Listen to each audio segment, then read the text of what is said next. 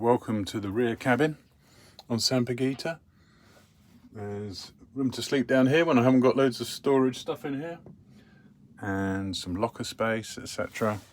But the thing I want to show you is the back of the engine, the battery compartment, and what I'm planning to do around a charger. Up until now, I've been using just like a Halfords car charger to charge the batteries when I'm in Chichester Marina, but it's time to do a proper install, and the first stage of that is today. So the charger I've decided to go for is from Victron, and it's one of their simplest. They call it the Blue Smart charger with Bluetooth, so you can access what it's doing over an app from your phone. It's rated at 20 amps, but I've already configured it on the app just for 10 to begin with. That's still better than the little car charger I was using for 6 amps. And to be honest, it's mostly for topping up the battery anyway, because the battery's obviously charged when the engine's on.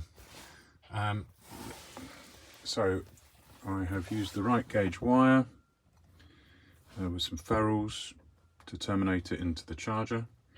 And then I've used some, and that's fused inside with a 30 amp fuse. And then I've used some good termination eyelets, all heat shrinked and secure, onto the battery terminals. This is the starting battery, so battery number 2 I've labelled it. And I'm just going to charge battery 2, and then through the selector switch I can use that to charge both batteries if I want. And at the moment the selector switch is on 1 and 2, so the other battery is underneath here, which is used for like the house battery. And this is just a test setup at the moment. What I'm actually doing is I'm going to put it up under here where it's a bit ropey, as you can see. So later on off camera, I'm going to cut away this kind of covering that's falling apart. I'm going to prime the surface. I bought some good marine all-purpose primer, so that later on I can use epoxy, but held in place with spots of hot glue while the epoxy sets. A wooden panel up there, I can mount the charger on it.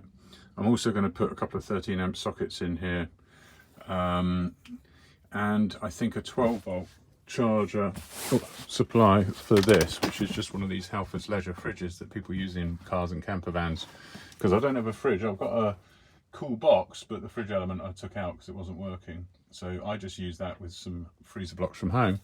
But if we're on a longer kind of trip, we might want to plug this in back here in the rear cabin. And then under here, I won't show you now, is the back of the engine with some lights I've set up.